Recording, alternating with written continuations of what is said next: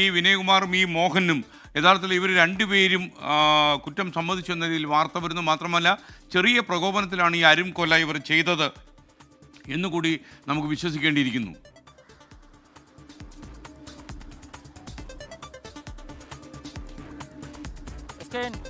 തീർച്ചയായും, കാരണം ഒരു ചെറിയ പ്രകോപനം, അത് കാറ് ഉരസിയതുമായി ബന്ധപ്പെട്ടുണ്ടായ പ്രകോപനവും പിന്നീട് ഈ വാഹനം തട്ടിയതിനെ തുടർന്ന് ചോദ്യം ചെയ്യൽ വന്നപ്പോൾ ഇവർ വാഹനം എടുത്തുകൊണ്ട് പോകുന്നത് ഐവിൻ തടയാൻ ശ്രമിച്ചതുമാണ് ആ ചെറുപ്പക്കാരൻ്റെ ജീവൻ എടുത്തത്. ഏതായാലും നാട്ടിൽ പ്രതിഷേധം ശക്തമാവുകയാണ്. ഇപ്പോൾ നമ്മൾ നിൽക്കുന്നത് നെടുമ്പാശ്ശേരിയിലെ CISF-ൻ്റെ വിമാനത്താവളത്തിനടുത്തുള്ള CISF-ൻ്റെ ഓഫീസിന് മുന്നിലാണ്. ഈ ഓഫീസിലേക്ക് ഇന്ന് കോൺഗ്രസിൻ്റെ നേതൃത്വത്തിൽ പ്രതിഷേധ പ്രകടനം പ്രഖ്യാപിച്ചിട്ടുണ്ട്. അതിന് ഇപ്പോൾ പോലീസ് സുരക്ഷാ നടപടികളുടെ ഭാഗമായി ഓഫീസിന് മുന്നിൽ ബാരിക്കേഡ് സ്ഥാപിച്ച് പ്രതിഷേധക്കാരെ തടയുന്നതിനുള്ള ക്രമീകരണങ്ങൾ ഒരുക്കിയിട്ടുണ്ട്.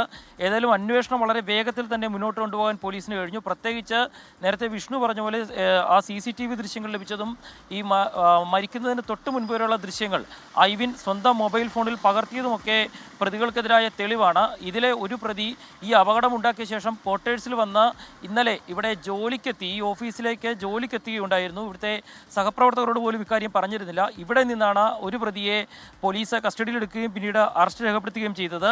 ഇവരുടെ മൊഴിക്കപ്പുറത്തേക്ക് ഈ കൂടുതൽ തെളിവുകൾ പോലീസിന് ശേഖരിക്കാൻ പറ്റി എന്നുള്ളത് ഈ കേസിൽ ഏറെ സഹായമായിട്ടുണ്ട്.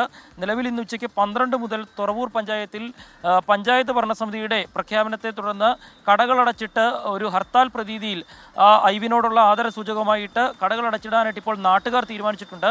ഏതായാലും അല്പസമയത്തിനകം യൂത്ത് കോൺഗ്രസിൻ്റെ പ്രതിഷേധ പ്രകടനമുണ്ട്. ഇന്ന് വൈകുന്നേരം ആ പ്രദേശത്തെ ജനങ്ങൾ ആ തുറവൂർ ജംഗ്ഷനിൽ മറ്റൊരു പ്രതിഷേധ യോഗം ചേരാൻ തീരുമാനിച്ചിട്ടുണ്ട്. ഏതായാലും ശക്തമായ നടപടികൾ തന്നെ തുടർന്നുമുണ്ടാകും, ആഭ്യന്തര അന്വേഷണത്തിന് ശേഷം ഉണ്ടാകുമെന്ന് CISF-ഉം വ്യക്തമാക്കുന്നുണ്ട്. ഏതായാലും ഇന്ന് രാവിലെ ഇപ്പോൾ യൂത്ത് കോൺഗ്രസിൻ്റെ നേതൃത്വത്തിൽ ഇങ്ങോട്ട് പ്രതിഷേധ പ്രകടനം അല്പസമയത്തിനകം ആരംഭിക്കുമെന്നാണ് അറിയിച്ചിരിക്കുന്നത്.